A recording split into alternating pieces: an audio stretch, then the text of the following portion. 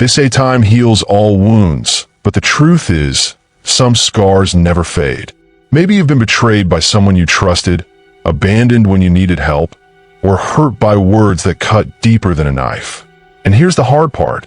Your mind keeps replaying it, over and over, like a song you hate but can't turn off.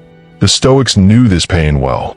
Epictetus once said, "It is not things that upset us, but our judgments about them." And when it comes to people who hurt us, the judgment we wrestle with is this: should I forgive them, or should I cut them off forever? Before we dive in, if you find value in Stoic philosophy and want to build unshakable strength in life, make sure to like this video and subscribe. It helps us grow this journey together. Now, let's get into why you can forgive without ever letting someone back into your life. Number 1, forgiveness doesn't mean forgetting. Forgiveness is not about erasing the past. What happened, happened. The wound is real, the betrayal was real, and pretending it never occurred only blinds you. Forgiveness, in the Stoic sense, is about freeing yourself from the poison of resentment. Marcus Aurelius wrote, "The best revenge is not to be like your enemy. Carrying hatred is like holding burning coal. You're the one getting burned." Forgiving means putting the coal down. But let's be clear, putting down the coal doesn't mean handing it back to the person who threw it at you. Some people think forgiveness is the same as reconciliation. It's not. Forgiveness is internal. It's peace you give to yourself. Reconciliation is external. It requires trust, and trust is not always safe to give back. Think of it like this. You can remove the venom from a snake bite without keeping the snake as a pet. Forgiveness heals you. Letting them back in might harm you again. The Stoics would advise, focus on healing your judgment, not fixing the other person. Humor helps too. Imagine forgiving someone who stole from you, and then inviting them to your house again. That's not forgiveness. That's volunteering as tribute for round 2. Number 2, why holding grudges hurts you more than them. Here's the bitter truth. Your grudge doesn't hurt them. It hurts you. That person might be sleeping peacefully while you're up at 2 a.m., staring at the ceiling, replaying the betrayal. Seneca said, "He who angers you conquers you." And if your anger has a permanent seat in your mind, then you've handed them the keys to your inner peace. Think about it. How often do you waste energy imagining what you'd say if you met them again? Or rehearsing a perfect comeback that will never leave your mouth? It's like hosting a guest in your head who eats all the food, makes a mess, and never pays rent. Forgiveness is simply evicting that guest. But evicting them doesn't mean giving them a spare key. You can lock the door. Forgiveness clears the space inside you, so you can live. Boundaries keep the world outside from walking back in with muddy shoes. A little humor again. Grudges are like subscriptions you forgot to cancel. They keep charging you every month, and the only way to stop paying is to hit unsubscribe. Forgiveness is that unsubscribe button. Number 3, boundaries are stoic, not harsh. The Stoics weren't naive. They weren't out here hugging wolves. They believed in justice and wisdom. Forgiving someone while keeping your distance is not cold. It's rational. If someone shows you they are destructive, the wise choice is not to invite destruction into your life again. Marcus Aurelius said, "If someone is mistaken, instruct them kindly. But if it cannot be done, then blame yourself for expecting otherwise." Forgiveness lets you drop the bitterness. Boundaries protect you from repeated harm. This balance is powerful. You're not letting them occupy your thoughts, and you're not leaving the door open for them to trample you again. It's peace with wisdom. Think about a garden. If someone tramples your flowers once, you can forgive them. But you also build a fence so it doesn't happen again. That fence isn't cruelty, it's protection. That's what boundaries are. Fences that keep your peace intact. And if they complain about the fence, well, that just proves why it was needed in the first place. Number 4, forgiveness as a gift to yourself. People often say, they don't deserve my forgiveness. But forgiveness is not about what they deserve. It's about what you deserve. You deserve freedom from anger. You deserve nights of sleep, not haunted by bitterness. You deserve the ability to move forward without dragging chains from the past. When you forgive, you are not saying, "It's okay." You are saying, "I won't let this rule me anymore." That's the Stoic attitude. Control what you can, your mind, your judgments, your choices. Release what you cannot, the actions of others. Forgiveness is a gift, but here's the twist. It's not wrapped for them. It's wrapped for you. You're the one opening it. And when you do, you realize you've been holding the key to your own freedom the entire time. And no, you don't need to send them a thank you note saying, "Congrats, you're forgiven." Forgiveness isn't for applause, it's for your sanity. Number 5, the power of moving on without bitterness. Life is too short to let old wounds control you. The Stoics remind us daily, death is near, time is precious.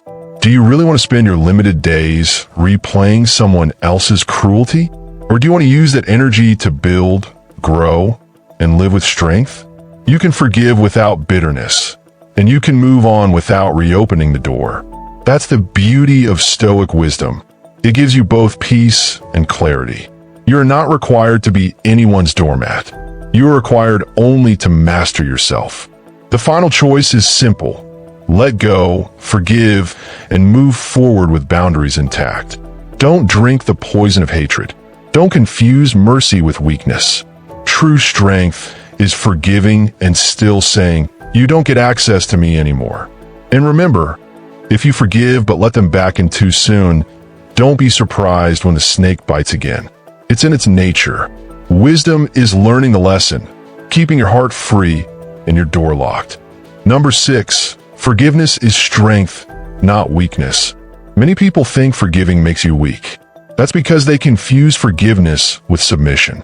Weakness is pretending nothing happened. Strength is staring the pain in the face and saying, "You don't control me anymore." Seneca reminded us, "It is not the man who has too little, but the man who craves more that is poor." In the same way, it's not the man who forgives who is weak, but the man who craves revenge who is enslaved. To forgive is to reclaim your authority over your emotions. You are no longer chained to their cruelty.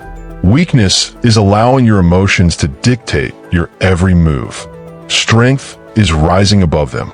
Forgiveness requires courage, because it demands that you confront your wound without using hate as a shield. Anyone can hold on to rage, it's easy. But it takes discipline to put that rage down and walk away unshaken. That's Stoic power. And here's the funny part. If forgiveness is weakness, then imagine how strong you look stomping around, still angry about something that happened 2 years ago. At some point, bitterness looks more like a bad hobby than strength. Number 7, don't mistake closure for contact. One of the biggest traps is thinking you need to talk to the person to get closure. You don't. Closure is not found in their apology. Closure is found in your decision. The Stoics would call this the discipline of assent. You control which thoughts you accept and which ones you reject. You don't need their words to heal, you need your choice. Too many people wait for that perfect conversation. If they just explained, if they just said sorry, then I could move on. That's a trap. You've handed your peace into their hands. What if they never apologize? What if they don't even think they're wrong? Will you stay trapped forever? True closure is self-made. It's when you say, "I forgive not because they deserve it, but because I deserve to move on." That decision can happen in silence, without them ever knowing. You don't need their blessing to free yourself. Think of it like this. You don't have to keep calling your internet provider to close the account. Sometimes you just unplug the Wi-Fi and never pay another bill. Peace works the same way. Number 8, the difference between letting go and letting in. Letting go and letting in are two separate actions. Letting go is internal. It's about release. Letting in is external. It's about access. You can do one without the other. Marcus Aurelius wrote, "When you wake up in the morning, tell yourself, the people I deal with today will be ungrateful, arrogant, deceitful." He knew people can't be controlled. What you can control is whether you open the door back to them.